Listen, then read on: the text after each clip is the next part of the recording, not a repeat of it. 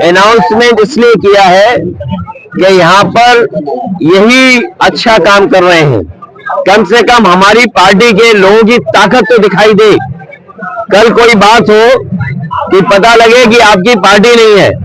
जब चुनाव घोषित हुआ है, हमारी पार्टी मैदान में है और इस बार किसी तरह की देरी हम लोग नहीं करना चाहते हैं। चुनाव की तारीख हुई, चुनाव प्रचार में और जनता के बीच में हम लोग हैं। क्या दिल्ली की सरकार जाने के लिए? नहीं, देखिए, महाराष्ट्र की जाएगी तो दिल्ली की भी जाएगी।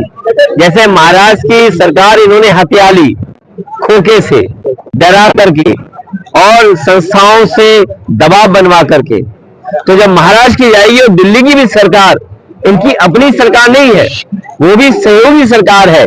पता नहीं वो दो साथी कब चले जाएं या कब उनका साथ छोड़ दें। समाजवादी पार्टी ने 12 सीटें मांगी हैं, 2 विधायक हमारे हैं और हम वो लोग हैं जो कभी कभी कम सीटों पे भी संतुष्ट हो जाते हैं। कम से कम सम्मान की तरह जिस तरीके से समाजवादी लोग यहाँ तैयारी कर रहे हैं, इरशाद हैं। कल हम लोग मालेगांव थे, क्या ऐतिहासिक कार्यक्रम था। बारिश के बाद भी लोग हटे नहीं, गए नहीं। तो ऐसे तमाम सीटें हैं जिनकी जानकारी हमने दे दी। जहां पार्टी मजबूत है उनकी सीटें भी हमने घोषित कर दी। और एक बात मैं बताना चाहता हूं, मुझे तो ये बताया जाता था कि सबसे अच्छी सड़क महाराष्ट्र की है। कल मैं मालेगांव से लेकर के धुलिया आपके शहर तक आया हूं, मैं गड्ढे नहीं गिन पाया। ये टोल इसीलिए लेते हैं, लगता गड्ढा भरने के लिए, लेकिन उस टोल से गड्ढा नहीं भरा जाता। आपकी जेब से पैसा निकाल करके ये अपनी जेब में रख ले रहे हैं और उसका परिणाम यह है कि सड़कों पे गड्ढे हैं। हमारे यहाँ उत्तर प्रदेश में जो सड़कें बनी हैं उसमें आप हवाई जहाज उतार सकते हैं। और जिस समय समाजवादी लोगों ने सुकोई, मिराज और हरक्यूलिस सड़क पर उतारा था, उसी समय देश के प्रधानमंत्री जी, देश के सड़क मंत्री ने ये कहा था कि हम ऐसी 30 हाईवे बनाएंगे जिन पर हवाई जहाज उतर सकता है। बताओ, यहाँ के तो सड़क मंत्री हैं, क्या आपके धुले और मालेगांव के बीच में हवाई जहाज उतर सकता है? गड्ढे से बच जाओ तभी कुछ हो पाएगा। हमारी पार्टी का लक्ष्य है कि हमारा जनाधार बढ़े और बीजेपी को हरा लें। और बीजेपी को हराने के इसलिए बीजेपी को हराना जरूरी है क्योंकि हमारे देश की जो संस्कृति है वो मिली जुली संस्कृति है। हमने सबको अपनाया है, उन्होंने हमें अपनाया है।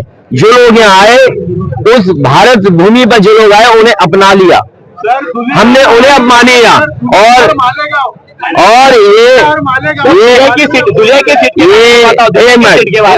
अरे जो भाई, महाराष्ट्र इसी से नारा दिया था, क्विट इंडिया। इसी महाराष्ट्र ने, बाल गंगाधर तिलक जी ने गांधी जी को बुला करके देश की लड़ाई को आगे बढ़ाने का काम किया था। तो महाराष्ट्र का संदेश देश की राजनीति को बदलने वाला संदेश होगा। ये महाराष्ट्र का ऐतिहासिक चुनाव है और हमारे यहाँ पर प्रत्याशी इरशाद भाई हैं। और सर, धर्म के आधार पर आरक्षण नहीं है, जाति के आधार पर आरक्षण है। मैं जो बात बोल रहे, मैं जानता हूँ क्या पूछना चाहते हैं।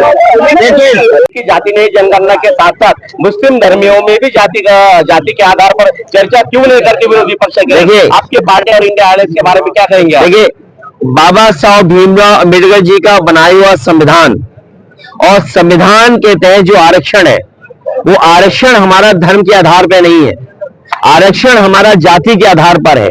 जो सामाजिक न्याय की लड़ाई महाराष्ट्र से उठी थी और आज नई लड़ाई उठी है, न जाने किस समय पे ज्योतिबा फूले या साहू जी महाराज से लेकर के तमाम महापुरुषों ने यहाँ सामाजिक न्याय की लड़ाई लड़ी है।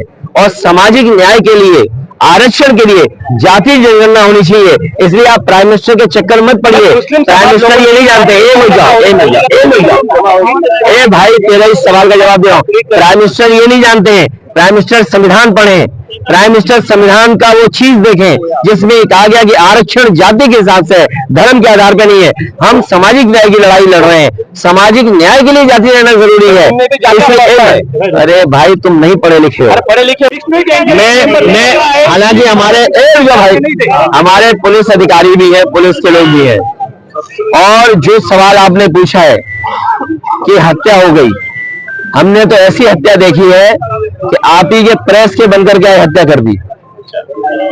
भूल गए? तो ये सरकार सब जानती है। अगर सरकार की जानकारी में है तो सरकार को सच्चाई बतानी चाहिए। इस देश की जनता कम से कम सच्चाई तो जाने कि आखिरकार क्या साजिश थी, क्या षड्यंत्र था। आप केवल महाराष्ट्र में एक मंत्री की हत्या हो जाए तब हो जाए हत्या, जब उसके पास किसी कैटेगरी की सिक्योरिटी है, वाई कैटेगरी, एक्स कैटेगरी, ये वाई प्लस की कैटेगरी सिक्योरिटी होने के बाद हत्या हो जाए, और फिर किस पे आरोप लग रहा है। और आप तो सोचिए, हमारे देश के ऊपर आरोप लग रहा है, अमेरिका हमारे ऊपर आरोप लगा रहा है, कनाडा हमारे ऊपर आरोप लगा रहा है कि हत्या हुई है। सोचिए हम अपने देश को कहां ले जा रहे हैं। और आज भुखमरी के आंकड़े आए हैं, जो 5 देश हैं उसमें सबसे ऊपर भारत है, और सुनने में आ रहा है कि हमारे पड़ोसी देशों से भी हम गए भी तो हो गए, हम ज्यादा भूखे हो गए। बाबा साहब भीमराव अम्बेडकर जी ने संविधान दिया है, उस संविधान के तहत आरक्षण होना चाहिए। भारतीय जनता पार्टी और महायुति गठबंधन ने महाराष्ट्र की जनता को महादुखी किया है, और जो स्मारक और प्रतिमा में घपले घोटाले देखे, यहाँ पर जो मैंने सड़कें देखी हैं, महाराष्ट्र में भ्रष्टाचार नहीं, महाभ्रष्टाचार चल रहा है। इन सब का जवाब इस बार जनता देने जा रही है। और महाराष्ट्र की सरकार, महायुति की सरकार, ये जनता के चुने हुए वोटों से सरकार नहीं बनी है, ये हत्याई सरकार है। दबाव बना के, खोखा दे करके और लोगों को डरा करके सरकार बनी है। लोगों की जांच करके, लोगों को डरा करके, खोखा दे करके ये सरकार इन्होंने बनाई है। महाराष्ट्र की सरकार तो जाएगी जाएगी बीजेपी की, महाराष्ट्र के साथ दिल्ली की सरकार भी नहीं बचेगी।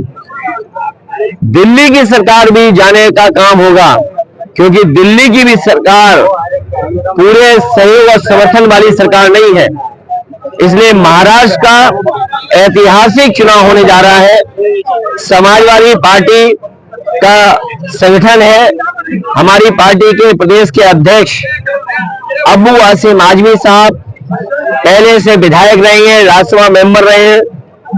हमारी पार्टी का रईस एक विधायक है, 2 विधायक हैं हमारे, और जहां जहां संगठन है, और आज हम इरशाद जागीरदार के कार्यक्रम में शामिल हुए हैं।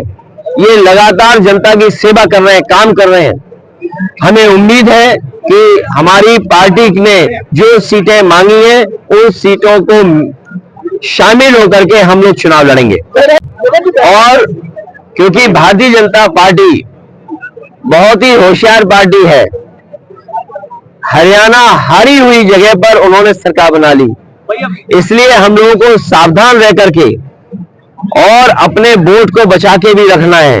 क्योंकि बीजेपी के लोग जानते हैं, महाराष्ट्र की सरकार अगर नहीं बनी तो दिल्ली की सरकार चली जाएगी। और महाराष्ट्र की सरकार इसलिए नहीं बनेगी क्योंकि महाराष्ट्र में लोग रोजगार और नौकरी करते थे, महाराष्ट्र में लोगों को रोजगार और नौकरी मिलती थी। आज महाराष्ट्र के कारखाने यहां से छीन करके गुजरात भेजे जा रहे हैं। जो प्रतिमा लगी थी छत्रपति शिवाजी महाराज को, न केवल महाराष्ट्र के लोग बल्कि पूरे देश के लोग उन्हें मानते हैं, पूजते हैं।